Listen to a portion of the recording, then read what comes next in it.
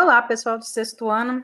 Nós fizemos nessa tarde de hoje uma aula com vocês ao vivo a respeito do PET 2, semanas 1, 2 e 3. Mas infelizmente eu esqueci de gravar essa aula e por isso eu estou refazendo a gravação, agora sozinha, né, sem alunos acompanhando, mas eu vou trabalhar o mesmo conteúdo, as mesmas coisas que foram faladas e resolver as questões juntos, né, das semanas 1, 2 e 3, para vocês terem esse material aí de consulta e até para correção dos próprios PETs que vocês realizarem. Então, nós vamos trabalhar o formato do planeta Terra, que é, né, o conteúdo pelo qual a gente inicia os estudos agora do PET 2. A primeira coisa que eu quero falar sobre o formato do planeta Terra é que né, um globo terrestre, não tem um globo aqui em casa, estou usando uma bola para representar, ele sempre vem simétrico, bonitinho, para falar, né, que a Terra é uma esfera. Bom, o formato da Terra realmente é redondo, é uma esfera, né, ou esferoide. Só que a gente tem que saber que o formato da Terra, na verdade, não é tão bonitinho, tão simétrico, quanto essas representações que a gente está acostumado a ver. Vou projetar aqui para vocês verem um GIF muito legal sobre o formato da Terra e baseado em estudos que os autores fizeram, autores não, né? Vários cientistas fizeram a partir da geomorfologia da Terra, né? Então, você consegue obter esse tipo de informação aí a partir de imagens de satélite, a partir do uso, né, de radares sísmicos, entre outras ferramentas que você consegue, né, fazer essas estimativas aqui do formato dele. Então, olha só que coisa mais torta, né, mais faltando pedaço, mais esburacado, que é o nosso planeta Terra. A gente vai ver que ele tem diferenças, ele é todo irregular na superfície, então tem locais muito, que a crosta terrestre é muito profunda e lugares que a crosta terrestre vai ter grandes altitudes, lugares que são mais planos, então é totalmente irregular e, ou, apesar, né, de lembrar uma esfera em seu formato, ele mostra aqui para a gente quanto que a estrutura dele, né, sofreu ao longo aí da formação do nosso sistema solar, com certeza asteroides e outros corpos celestes aqui, né, que bateram no planeta e desfiguraram ele, e lógico, o próprio resfriamento dele ao longo dos mais de 4 bilhões e meio de anos também geraria uma estrutura não muito regular. O que ocorre? Que eu queria mostrar para vocês esse formato aqui e falar a respeito dessa questão os corpos, né, que podem ter se chocado contra a Terra. A gente tem um corpo que se chocou contra a Terra, que é conhecido por nós, todo mundo olha para o céu aí e consegue ver de noite, que é a Lua. Né? Hoje se sabe que a Lua é um pedaço, uma parte da Terra que foi arrancada, né, arremessada para longe dela a partir de uma pancada, que um asteroide de grande massa tinha, né, e bateu ali no momento que a Terra estava se formando ainda, quando era uma bolha de, né, material incandescente ali, e ainda não tinha nada dessa formação que a gente conhece hoje. Então, houve esse choque, isso arrancou uma parte, né, essa parte resfriou, não construiu atmosfera, mas como era uma parte pequena, a Terra maior, tinha a força de gravidade da Terra ali interagindo, ele ficou rodando como um satélite natural, que é a nossa Lua. Então, bastante interessante isso, né? Então, lógico, vários outros corpos que rodam aí no mundo afora, né, o universo afora, podem ter sido originados a partir de partes da Terra, mas esse que é o que a gente conhece e que está aí próximo da gente desde sempre.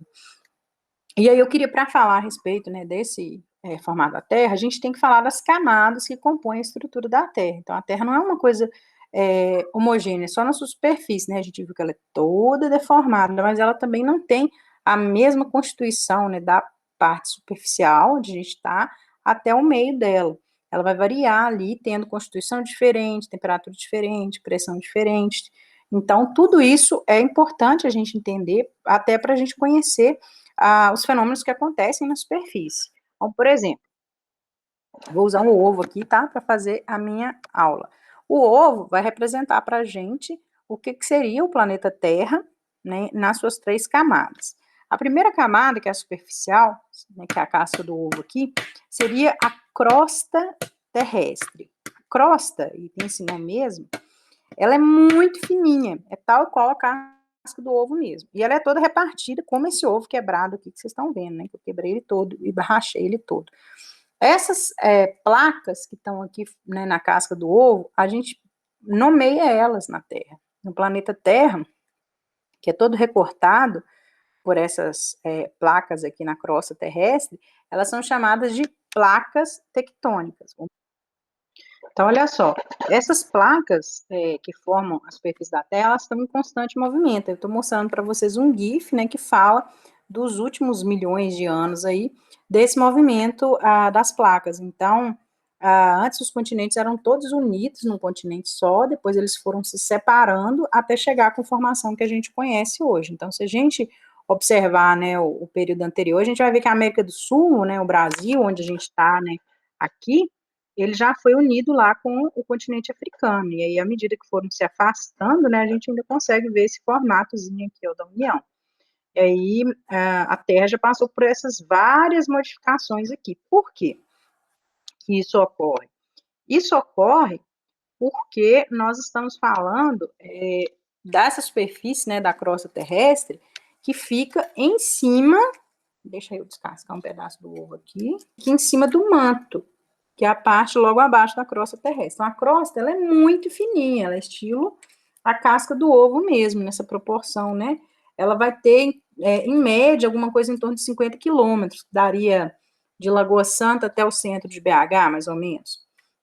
Mas se a gente tirar, né, essas partes da crosta, que é essa camadinha bem fina, que é onde a gente vive, onde está, né, as rochas, o solo superficial que a gente vive nele, a gente está abaixo dela no manto. O manto já é uma parte pastosa, né, da constituição do planeta Terra. Meu ovo ficou todo acidentado, tá, gente?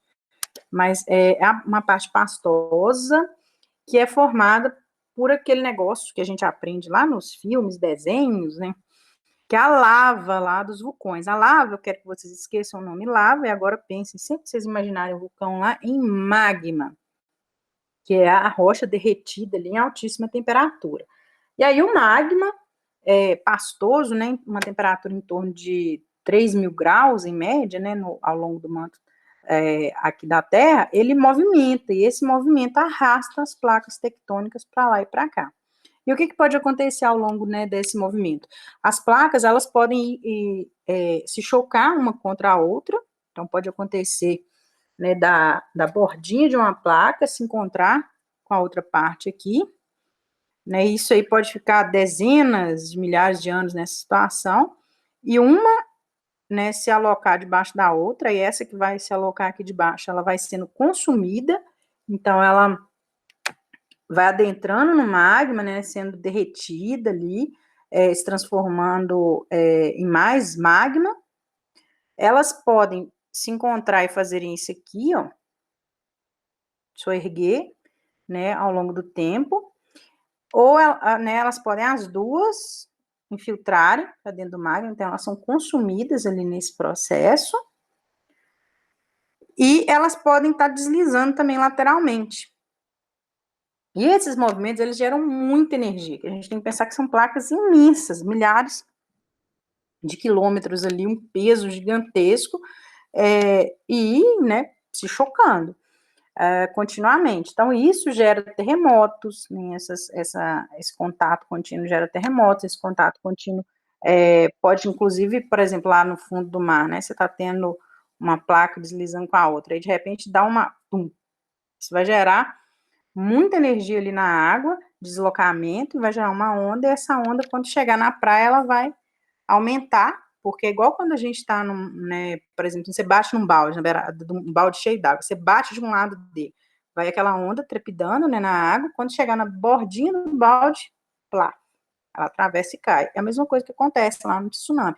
Essa onda é só uma elevação ali da água quando está no oceano, mas quando chega na praia, ela vai invadir tudo, e aí a gente tem esses tsunamis, né, que são fenômenos extraordinários aí, mas muito danosos, né, para o ser humano. E a gente tem também terremotos de grande proporção, e a gente tem, claro, né, que a gente está cansado de ouvir falar, os vulcões também. Aí os vulcões são o quê? São uma zona de fuga mesmo do magma. Eles são nada mais do que um local, né, que o manto vai estar exercendo muita pressão aqui sobre a crosta terrestre, e acaba que há um vazamento aqui do magma para a superfície. Então, nesses locais aqui, né, o vulcão pode estar ativo, pode estar inativo, quando ele está ativo é porque a temperatura e a pressão estão imensas aqui no manto, e aí ele consegue, né, derreter todo esse caminho aqui de rochas, de solo superficial, e chegar à superfície aqui, liberando nuvens gigantescas, explode, libera, né, magma, pedaços de rocha e tudo mais aqui. E da mesma maneira, né, que os vulcões liberam isso, a gente tem locais, né, zonas de formação de nova crosta terrestre, que está relacionada exatamente com o afastamento das placas tectônicas, né, e esse magma que sobe aqui. Então, essas emendas aqui das placas tectônicas, elas podem ser um local que a placa vai ser consumida, uma sobre a outra, ou as duas afundam para dentro do magma, ou é um local de renovação, né, de formação de nova superfície aqui da crosta terrestre, são igual esse último GIF que eu mostrei. Olha só, a placa africana era colada à placa sul-americana, né, a gente até vê o formato das duas aqui continuado, e elas se separaram ao longo do tempo. Então, hoje a gente tem um oceano, né, entre as duas placas aqui, porque na emenda aqui, entre elas, é um local de formação, né, de preenchimento aqui, de magma, então elas vão se afastando, e aqui tem uma zona de contato, né, do manto, da crosta terrestre, com a superfície aqui da crosta, onde esse magma é depositado lá no fundo do mar mesmo. Então, elas vão se afastando e aqui vai sendo preenchido ao longo do tempo. Então, essas são informações super importantes, né, para a gente entender como que é formado o nosso planeta. Eu quero trabalhar com vocês as respostas da questão aqui da semana 2, que tem mais a ver, né, com essa parte que a gente está vendo, do PET, aí depois a gente vai ver um pouquinho sobre os movimentos da Terra e dar continuidade com as respostas da semana 1 e da semana 3. Então, vamos lá. Para a semana 2 aqui, a gente começa com essa atividade. Vai dizer o seguinte: manda a camada intermediária da Terra, localizada entre a crosta terrestre e o núcleo. Com espessura média de 2.900 quilômetros e temperatura de 3.500 graus Celsius, né, que é a temperatura dele. Olha só, para derreter uma barra de ferro, por exemplo, com 1.000 graus Celsius, né, a gente consegue isso, uma água fervendo lá no fogão, são 100 graus Celsius, a gente está falando aqui de 3.500 graus, né, que está lá, é a temperatura do manto. E aí, a questão que diz, suas principais características são, aí a gente tem que marcar o que corresponde à característica do manto. Bom, letra A, aspectos físicos semelhantes à crosta terrestre, constituída de uma grande parte rígida. Isso aqui está errado, né? Porque a crosta terrestre é a parte rígida da superfície lá do planeta, e o manto ele já tem uma consistência pastosa mesmo, porque ele está com temperaturas altíssimas aqui, né? Grande pressão também. Então, essa daqui está errada, não é a correta. A letra B, camada pastosa e densa, ok, pastosa e densa, cujos principais constituintes são silicatos aluminosos. Aí esse aqui é meio difícil para vocês responderem, porque no próprio PET não tem, né, essa informação, mas ele não é constituído aqui, a principal constituição dele não são os silicatos aluminosos, então essa está errada por causa disso. A letra C, camada homogênea em toda sua extensão, de elevada temperatura e densidade. Essa parte aqui, ó, homogênea, é que está errada. Esse homo vem de igual, né? Então, ela é toda igual ao longo dela, como se você pensasse assim, uma coisa homogênea. Na hora que você mistura um leite com Toddy, fica uma mistura homogênea, né? Fica tudo a mesma coloração. Na verdade, ela não é homogênea, ela seria mais você pensar no leite com Toddy se você deixar em repouso, né? Que vai ter uma parte que vai estar mais densa, outra parte, né? E acumulada com o pó e o açúcar lá no fundo, e outra parte que vai ficar mais só o leite. O manto, ele é todo desigual nesse sentido, ele é como se fosse todo heterogêneo. Você tem partes que são tipos diferentes de rochas, de minerais constituindo, partes que estão mais liquefeitas, mais pastosas, né, mais líquidas, partes que estão mais sólidas, então ele é todo heterogêneo, então essa daqui está errada também. E aí, camada viscosa, ok, né, ele é pastoso, viscoso, constituída de magma, ok. Uma mistura complexa e densa de diferentes tipos de rochas e materiais fundidos. Esse aqui está correto. Essa é a descrição do manto. Então, a número 1 é a letra D. Agora vamos ver a 2. A 2 é o seguinte: a crosta terrestre é a camada mais superficial da estrutura da Terra. Sobre ela, analise sentenças a seguir e classifique-as como verdadeira ou falsa. Então, vamos lá. Primeiro aqui, trata-se de uma camada sólida. Tá aqui, ok. Que juntamente com a porção rígida do manto constituem a litosfera. Tá correto. Então, o que é a litosfera? É aquela esfera da Terra, né? A gente não viu ainda, não trabalhei com vocês esses conceitos, mas a gente considera a Terra com 4 esferas de divisão para compreender e estudar separadamente cada contexto aqui. A litosfera, a gente estaria falando do contexto de solo, de rochas, e aí a litosfera, essa palavra lito, significa pedra, então seria a esfera de pedra, né, que a gente está considerando. Então, ela é a parte de solos formada lá pela crosta terrestre, rochas, que tem parte da crosta e parte da superficial do manto, tá? A hidrosfera, esse prefixo aqui significa água, então a parte referente à água, são os rios, lagos, lagoas, as geleiras, os oceanos. A atmosfera é do ar, a parte, né, a nossa volta aqui está constituída de vários gases, então lá até a atmosfera, lá nos mais altos quilômetros dela, são gases que constituem. E aí, por fim, biosfera, bio significa vida, né? E aí a esfera da vida que constitui todos os organismos vivos aí que compõem o planeta Terra. Então, voltando aqui para a questão, está correto, né? A parte rígida do manto constitui a litosfera junto com a crosta terrestre. E aí, esse verdadeira, a 2 é a camada mais fina e de profundidade regular da estrutura terrestre. Bom, a crosta realmente é a camada mais fina, mas ela é totalmente irregular, como eu falei com vocês quando a gente viu aquele GIF lá, né, do formato real mesmo do planeta Terra. A crosta, ela tem locais muito mais profundos, locais mais rasos, locais de grande altitude, que variam ali, tanto com relevo quanto para o manto adentro mesmo. Então, ela não é regular, tá? Então, essa daqui é falsa. A terceira, a crosta terrestre não apresenta aspecto contínuo e é dividida em fragmentos chamados de placas tectônicas. Correto, né? A gente acabou de ver as placas tectônicas, né? Elas repartem a crosta terrestre sobre o globo e são importantes aqui, né, para a gente compreender os movimentos aí que aconteceram na superfície do planeta, como que eram os continentes, como são hoje, né, e também as modificações que acontecem a partir disso, com os terremotos, tsunamis, vulcões, etc. Agora, 4. A composição da crosta terrestre é muito homogênea, formada principalmente por silício, alumínio e magnésio.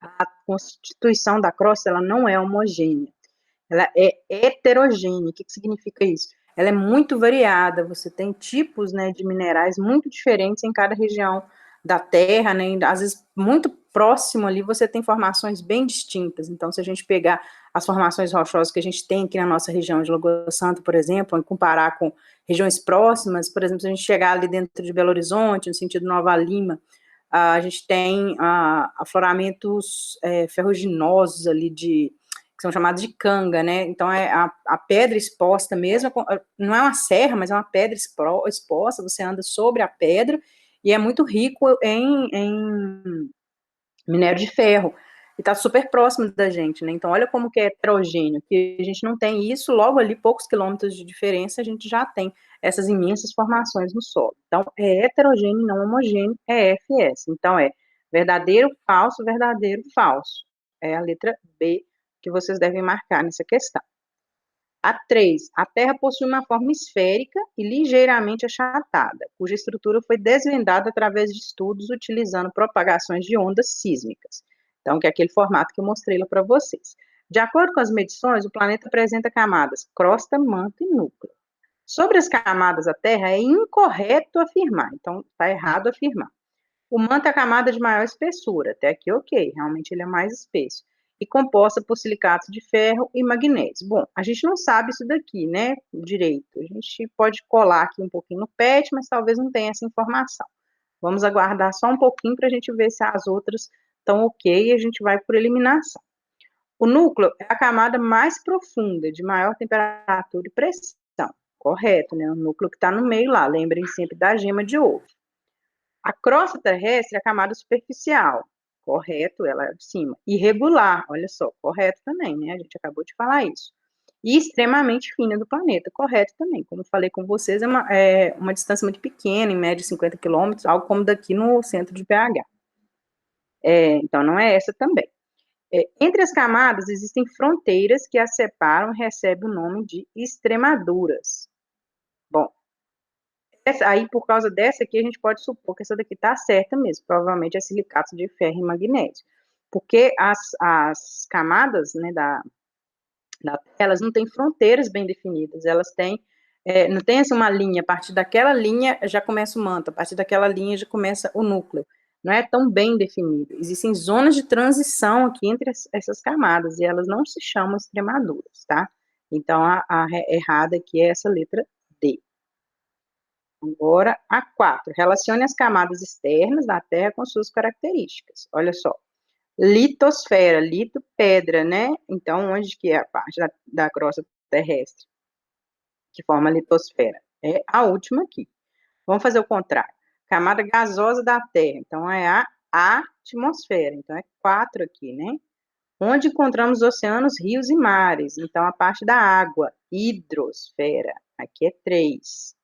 Camada de vida do planeta onde estão os seres vivos, a biosfera, a 2. E a 1, aqui, que é a crosta terrestre, né, que é a parte da litosfera que a gente fala, tá? E aí a gente pode falar, por exemplo, a parte biológica da biosfera, né, os organismos vivos, eles ocupam a atmosfera, a hidrosfera e a litosfera, né? Eles não são esferas separadas, a gente individualiza o estudo de cada um para facilitar, mas pode, né, a gente considerar que a gente tem eles interagindo aqui, né? Eles não são isolados no planeta, não existe uma parte do planeta só com ar, uma parte só com água, né? Tá tudo interagindo aqui, ok?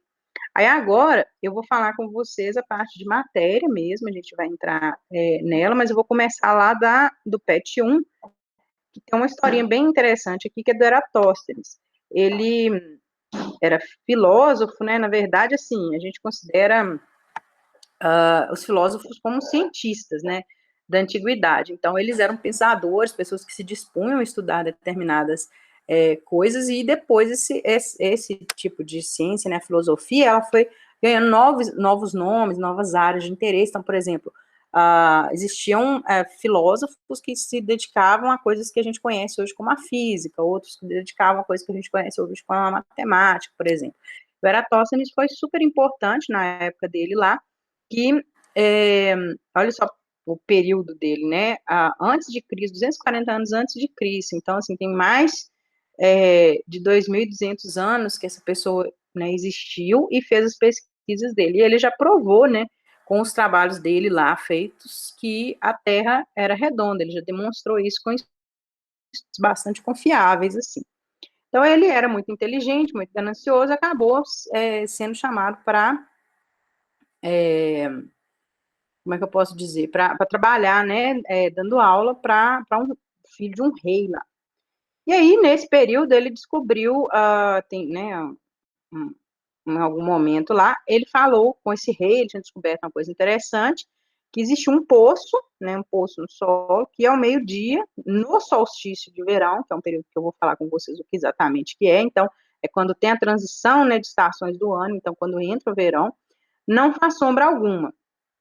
Então, o poço, ele tem aquela boca ali, né, do poço, com aqueles tijolos em volta e tudo, aquela estrutura, tem a madeira, que é um negócio, tipo um balde para descer até o fundo, então, o sol projeta ali e faz uma sombra, né, ao longo do dia. Ele percebeu lá que, lá nessa cidade de Siena, ao meio-dia, o poço não gerava sombra. Então, ele percebeu isso, né, achou interessante e convidou o rei para ver isso. Só que no dia que eles foram fazer o tal do experimento, lógico que ele não foi, né, na cidade de Siena, ele fincou uma estaca no chão para ver. Então, você pode fincar um lápis no chão, você pode fincar qualquer coisa no chão, que a sombra vai ser projetada ou não ali, dependendo do que você está observando. No caso, ele fincou uma estaca no chão para observar. Só que aconteceu que teve uma sombra. Então, ele esperava não ter sombra nenhuma, assim como o poço, e aí deu a sombra. E ele ficou constrangido, lógico, o rei ficou indignado com ele, aquela coisa toda. Só que ele foi tentar estudar, entender o que tinha acontecido, por que isso tinha acontecido, né? Então, eram duas cidades diferentes, era a cidade de Siena, que tinha o poço, e a cidade de Alexandria, onde eles estavam. E essas duas cidades, elas estão em posições diferentes do globo terrestre. E até então não se sabia, né, que era um globo terrestre. Ainda não tinha essa noção bem definida que a gente tem hoje, que a Terra não é uma coisa plana, a Terra é redonda. E aí o Eratóstenes começou a perceber que existia, sim, uma questão de posicionamento, porque a sombra projetada, ela estava, como que eu posso dizer? Ela estava lá em Alexandria, projetada, e não acontecia em Siena. Isso a gente está falando do mesmo período do ano, isso é importante, tá, gente? Porque o Sol, ele tem uma posição um pouco diferente no horizonte, né, na nossa percepção, ao longo do ano. Então, ele fez a medição na mesma época do ano. Então, quando a luz bate diretamente, né, incide diretamente numa determinada região da Terra, aquela sombra ao meio-dia não vai existir, porque a luz está chegando ali diretamente. Mas quando você não tem a luz incidindo, né, diretamente, a luz tá indo meio enviesada, né? Você vai ter alguma sombra. Então, ele não só percebeu que a Terra era redonda, como ele calculou o ângulo que existia, né, entre a cidade lá de Siena e Alexandria, por que é que gerava essa sombra em Alexandria e não gerava em Siena, e ainda calculou o raio da Terra, aproximado da Terra a partir disso, ou seja, calculou até o tamanho da Terra a partir dessa informação, de tão, assim, genial, inteligente que era o Eratóstenes. Então, ele foi fantástico ao tempo dele. Agora, eu vou mostrar para vocês, na nossa aulinha lá, um GIF que fala exatamente de uma forma de medição, né, ao longo do dia, que é o Gnomon, ou Gnomon, depende da a gente pronuncia de um jeito, a gente pronuncia do outro. Esses instrumentos, né, relógios solares e o Gnomon, eles são utilizados para a gente medir, compreender as horas do dia a partir da sombra projetada. Olha só, esse aqui está mostrando para a gente a sombra projetada desde a primeira hora da manhã, como que é essa sombra, né, até a última hora da manhã. É basicamente uma estacazinha fincada no chão, né, voltada lá para o norte.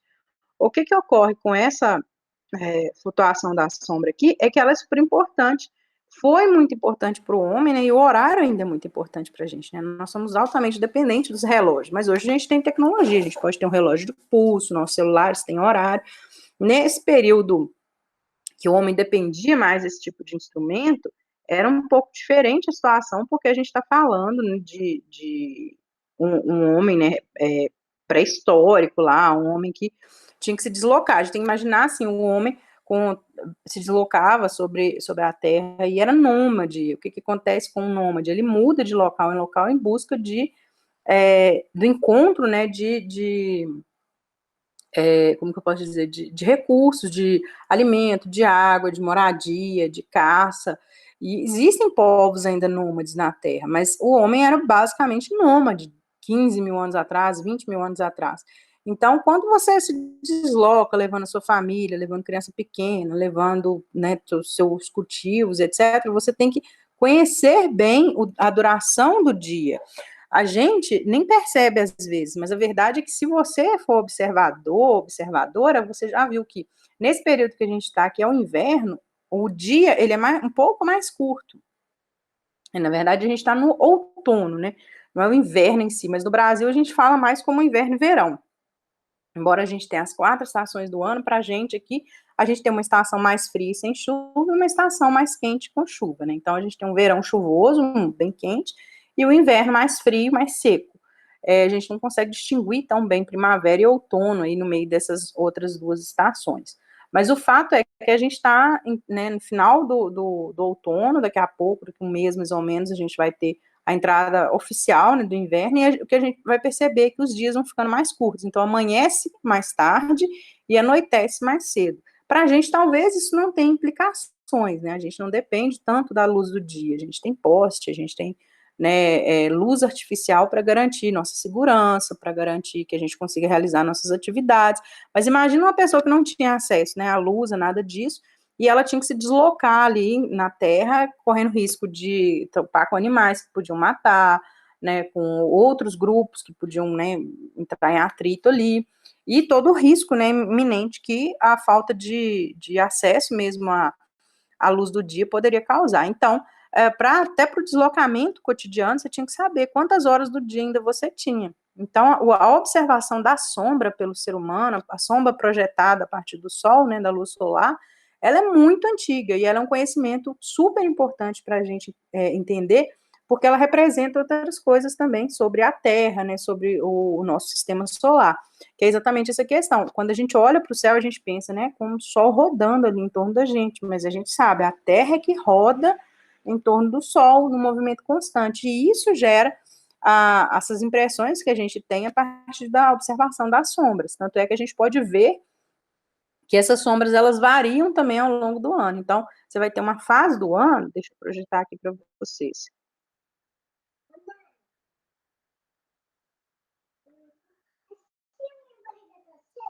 A gente vai ter uma fase do ano, e está projetado. A gente vai ter uma fase do ano que o Sol vai incidir de maneira mais baixa, digamos assim, né? Está mais próximo ao solo lá no horizonte. Então, com isso, a sombra projetada, né, por uma estaca fincada no chão, seja lá o que for que a gente estiver utilizando, ela vai ser mais longa, porque o Sol está mais baixo no horizonte. E quando o Sol está mais alto no horizonte, né, quando ele está incidindo aqui mais diretamente sobre a gente no período do verão, a sombra é mais curta, olha só. Então, a observação até desse padrão das sombras aqui ao longo do ano permitiu ao homem, né, antes de que a gente existisse grandes cidades, antes que existissem grandes tecnologias, o homem já tinha como perceber até as estações do ano, né, a mudança das estações do ano através desse padrão de sombra aqui. Ele conseguia compreender que essas sombras aqui podiam auxiliá-lo, né, a planejar a sobrevivência dele. Então, por exemplo, se ele plantasse tal coisa, ou se ele dependesse de uma caça, de um tipo específico de animal que tivesse relacionado ao período de verão, de maior insolação, ou de chuvas, né, como é o nosso caso aqui, na nossa região, que o verão tem muitas chuvas,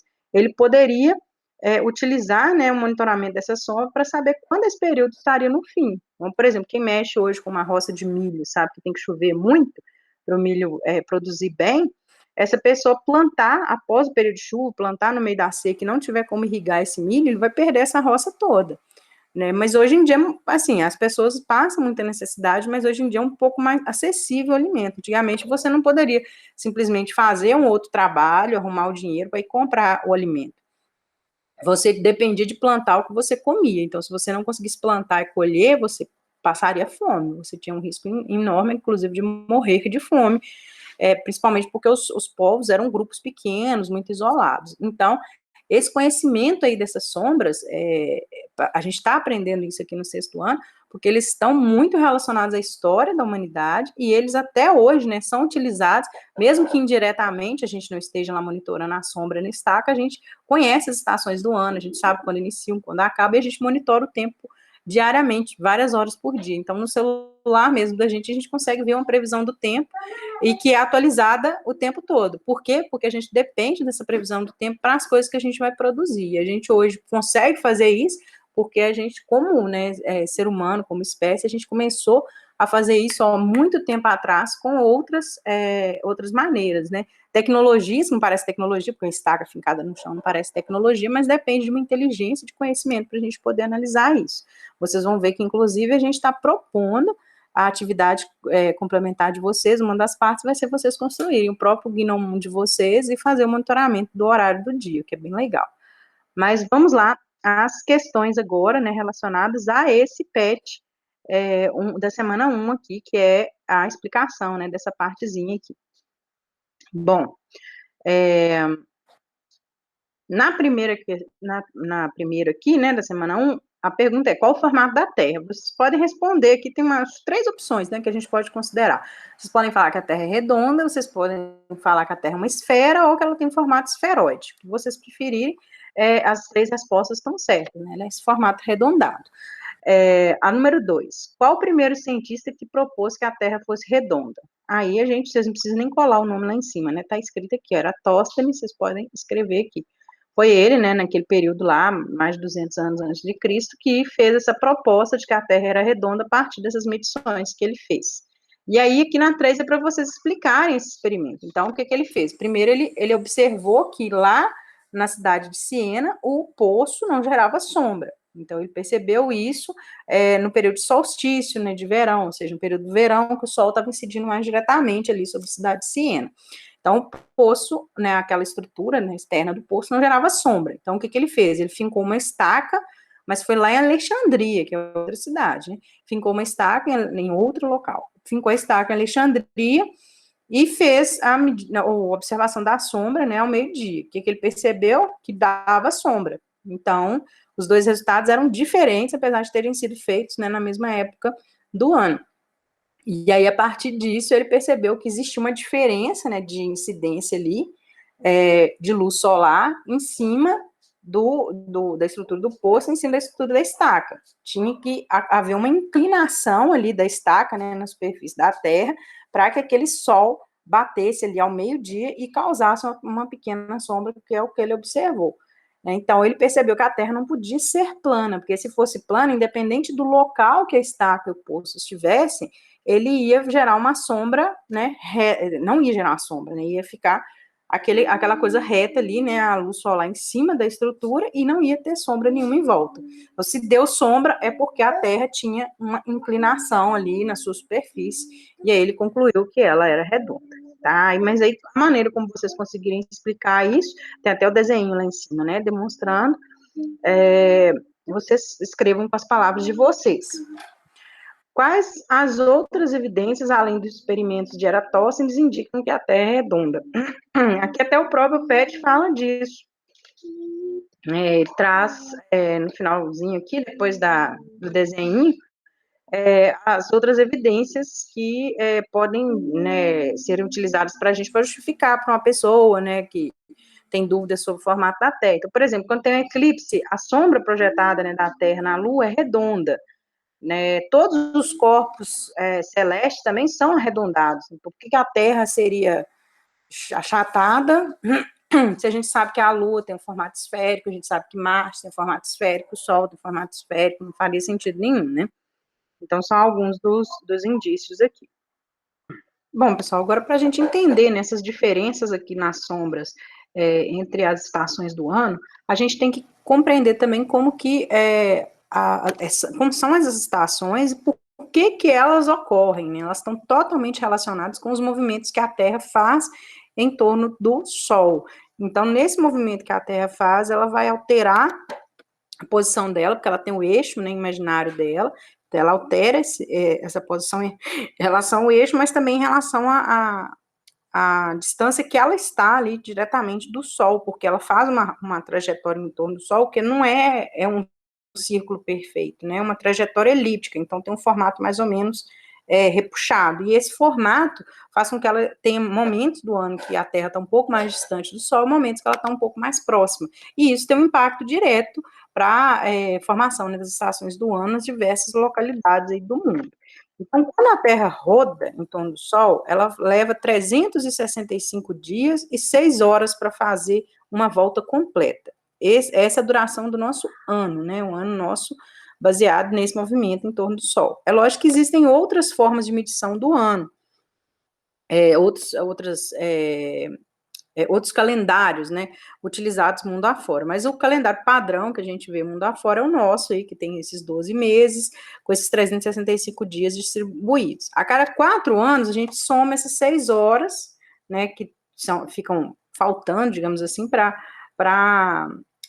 a conta e fechar, né, e aí 4 vezes 6, né, 6 mais 6 mais 6 mais 6 horas vão dar 24 horas. Então, a gente adiciona um dia ao calendário a cada 4 anos, esse é o ano bissexto. Mas a volta, né, que a Terra dá é sempre essa mesma coisa, 365 dias e 6 horas. E aí, olha só, esse pauzinho que está aí atravessando a Terra, ele não existe, né, esse é o eixo imaginário da Terra, e a gente está vendo que ela vai dando uma sambada, né, em torno desse eixo, à medida que ela vai rodando ao redor do Sol, nessa duração de um ano. E isso faz com que a gente tenha incidência, olha só, da radiação solar sobre a superfície da Terra de modo distinto. E a gente tem que lembrar que essa voltinha que a Terra está dando em torno dela mesmo é um movimento de rotação. Então, a rotação é ela rodando em torno dela mesma. Isso aí corresponde a um dia, 24 horas. Então, o movimento completo da Terra, em torno dela mesma, leva 24 horas para acontecer. Agora, o movimento da Terra em torno do Sol, ele vai levar 365 dias e 6 horas. Esse movimento em torno do Sol chama translação. O movimento da Terra em volta dela mesma, que é né, dura um dia só, é a rotação.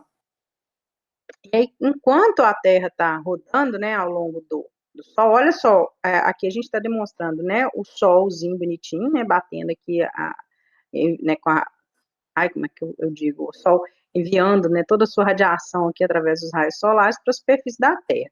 Aí aqui está demonstrando essa dança, né, que a Terra faz em torno do próprio eixo, e à medida que ela vai rodando, né, em torno do Sol. Então, olha só, tem pontos de incidência da radiação solar diferentes ao longo do ano. Então, determinadas épocas do ano, o Sol irradia mais diretamente no hemisfério norte, né, que está acima do meio da Terra aqui.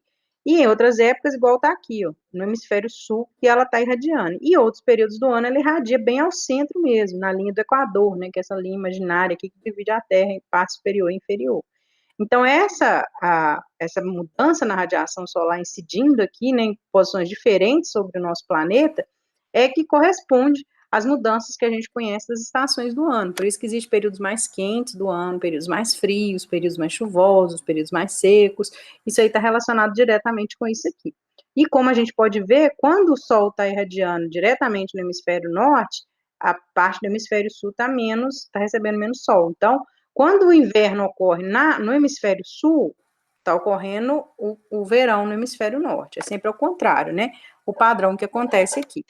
E aí a gente tem que pensar o seguinte: enquanto a Terra está rodando em torno do Sol, ela faz esse movimento diário dela de rotação, e a gente ainda tem a Lua rodando em torno da Terra. Né, a Lua em volta da Terra, ela leva 28 dias para fazer esse movimento aqui dela. São as fases da Lua, né, que a gente conhece. A duração das 4 fases é 28 dias, é o ciclo completo dela em torno da Terra. Então, quando ela está mais iluminada, né, pelo Sol, a gente vê ela inteira, e aí é a Lua cheia. À medida que ela vai sumindo aqui, né, atrás da Terra, a gente vê só uma parte dela, que ela não tem luz própria, né, ela só reflete a luz do Sol. À medida que ela esconde aqui, né, a gente vê só um pedacinho da Lua, vai reduzindo e tal.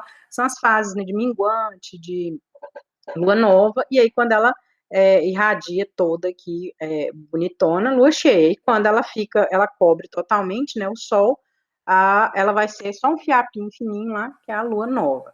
Então, esses movimentos aqui, eles acontecem continuamente, né, então a Terra não para de fazer um movimento de rotação, né, 24 horas, né, do dia vão acontecer lá, 365 vezes ao longo do ano, e a Lua continua rodando aqui em torno da Terra. Existem situações em que determinadas coisas que a gente vai fazer de observação para o céu, a gente tem que procurar informações referentes ao hemisfério sul, que é a parte, né, que a gente está na parte do meio da Terra para baixo, porque na parte do meio da Terra para cima, essas informações vão ser um pouco diferentes, porque o que a gente avista também é um pouco diferente. Isso tem efeitos, né, para nós como observadores.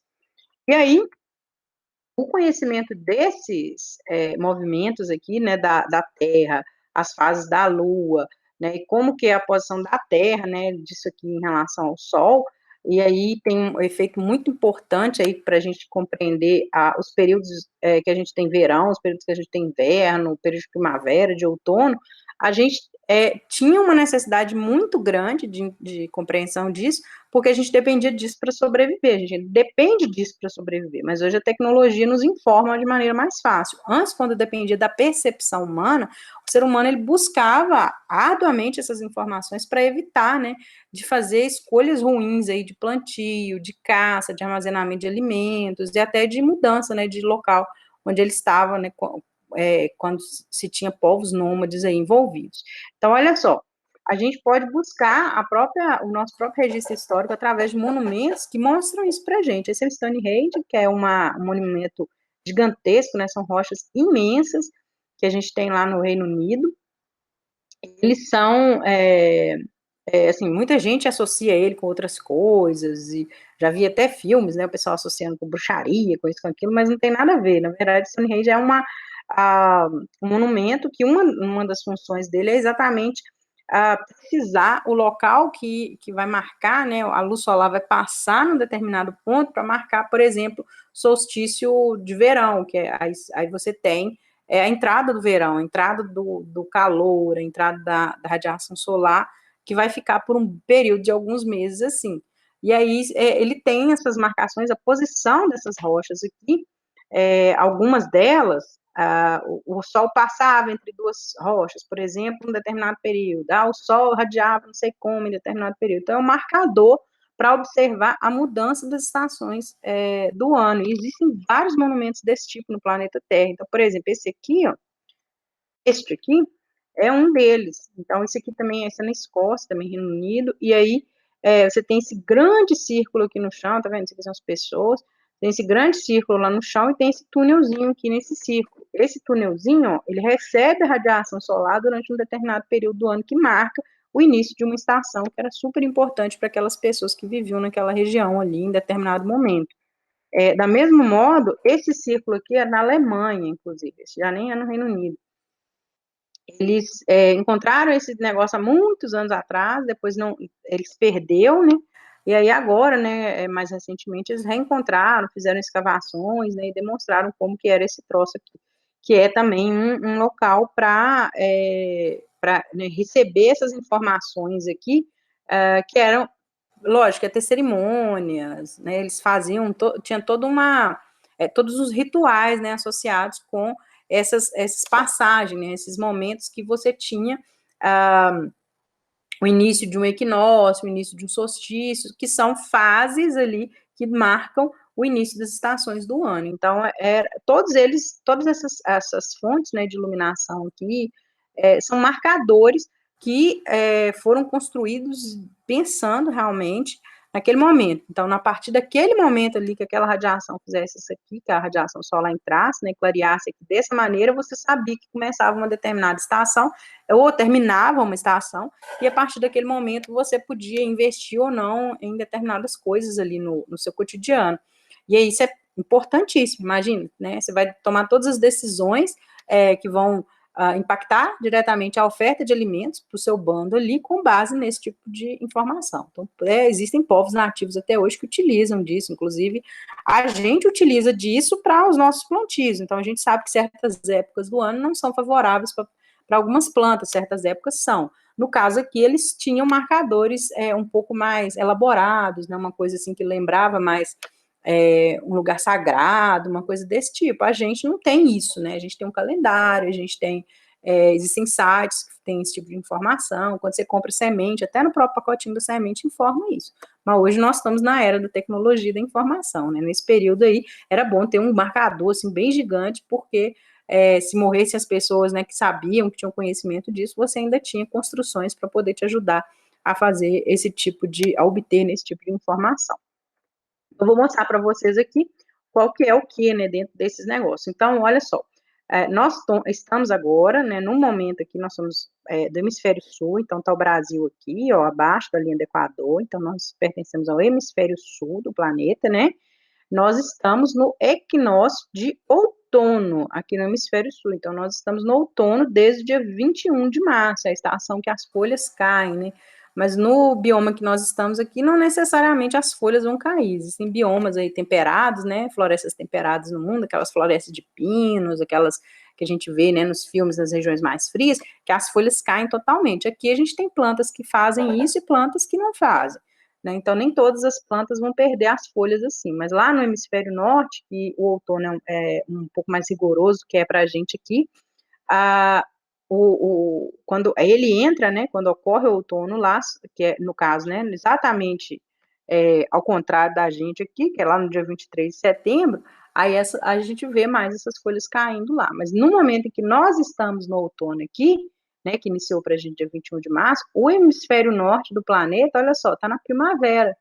Então, está na fase em que você tem um clima bom, né, as plantas florindo, frutos e tudo mais, período de primavera.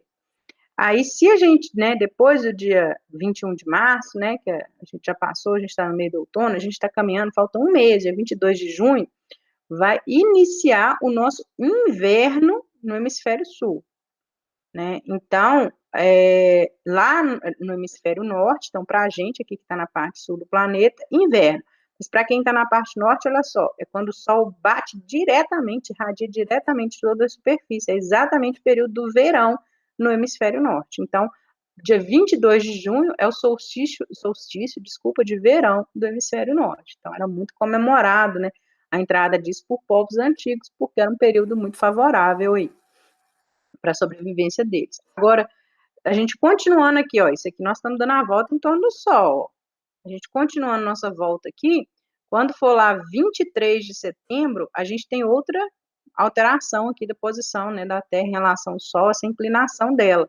A gente vai entrar no equinócio de outono no hemisfério norte, quando as folhas vão cair lá nas árvores, lá da região temperada, mas no hemisfério sul a gente entra na primavera, então 23 de setembro inicia para a gente a primavera, então é aquela época das flores, do pólen, a gente vê muitos passarinhos fazendo ninho, muitos insetos, borboletas para todos os lados, alergia, rinite, sinusite, mas o que por causa do pólen das plantas, né? Esse é o que vai acontecer lá.